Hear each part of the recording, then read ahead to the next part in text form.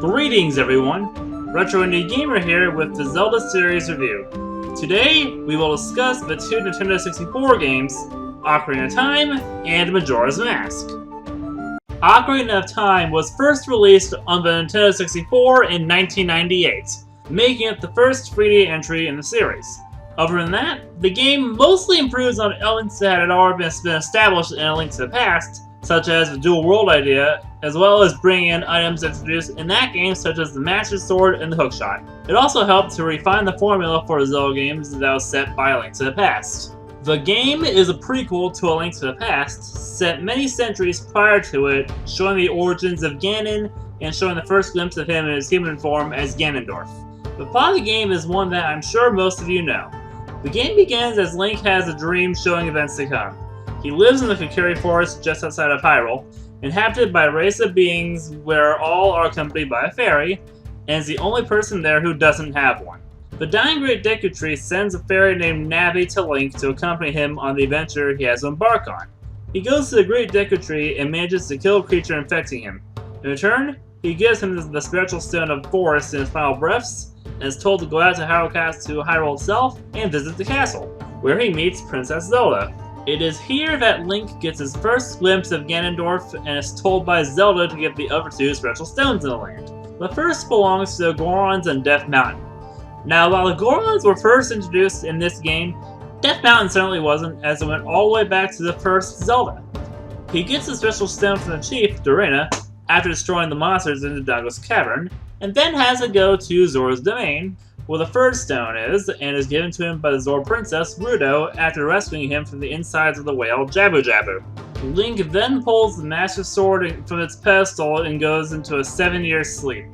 When he awakens, he must go to the 5 temples and awaken the stages in each one before challenging Ganon and sealing him away, going back and forth through time at certain parts in a way similar to Light and Dark Worlds in A Link to the Past. Ocarina of Time is by far the most popular out of all the Zelda games, and helped to give the series the popularity that it has today, to the point that some people at the time didn't know that there were 4 previous games in the series.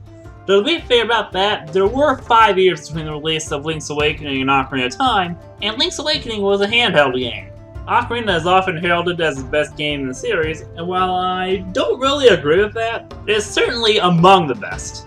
It was also the first 3D game in the series, as I mentioned before, and served as proof that the Zelda series was able to successfully make the jump from 2D to 3D. It essentially took A Link to the Past structure, having to collect 3 objects to get the Master Sword and rescuing a group of sages, and brought it into a new era, though it also introduced 2 infamously irritating characters in the form of Navi and the owl, Gebora.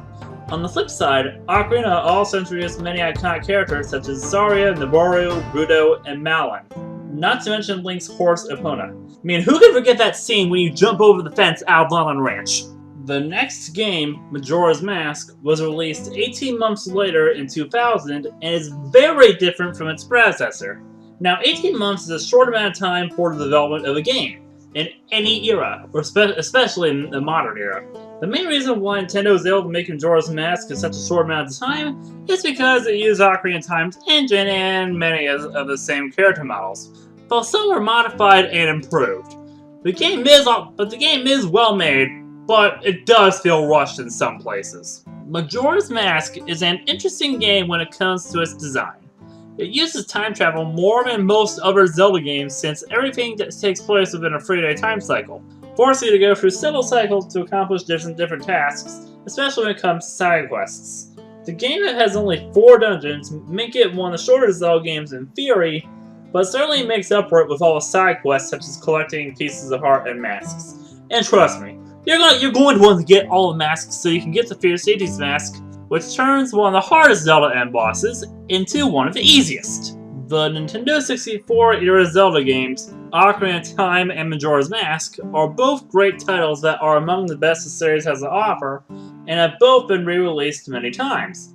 Ocarina of Time had 3 different releases just on the Nintendo 64 alone, mainly to change certain things like the color of Ganon's blood and the music in the Fire Temple. It also had 2 releases on the GameCube, once on its own bundle of Master Quest, essentially a second quest for the game, which was used as a pre-order bonus for the Wind Waker, and once it's part of the Collector's Edition. Some more changes were made, such as removing the moon symbol from blocks and switches, and all these changes have remained through the releases on the Wii and Wii U Virtual Console, as well as the 3DS remake. Majora's Mask was a harder game to find and play for a long time due to its lack of availability, and the fact that it needed the expansion pack to be played on the Nintendo 64. There are a few re-releases though. It is part of the Collector's Edition for GameCube, a version that freezes a lot, and I speak from experience about that one, and has also been made available on the Wii and Wii U Virtual Console. Like Ocarina of Time, it has also had a remake on the 3DS.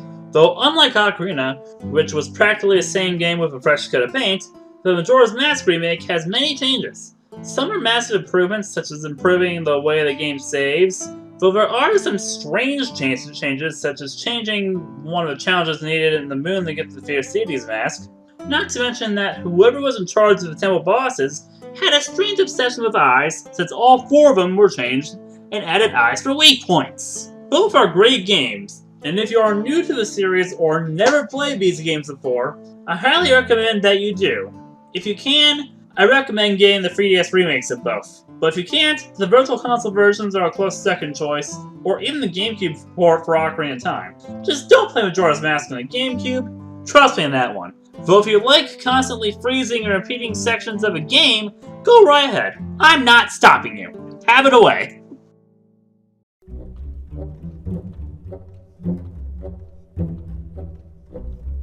Great! You survived all the way to the end!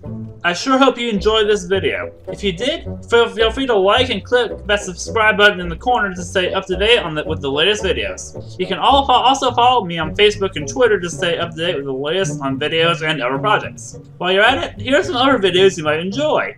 Until next time!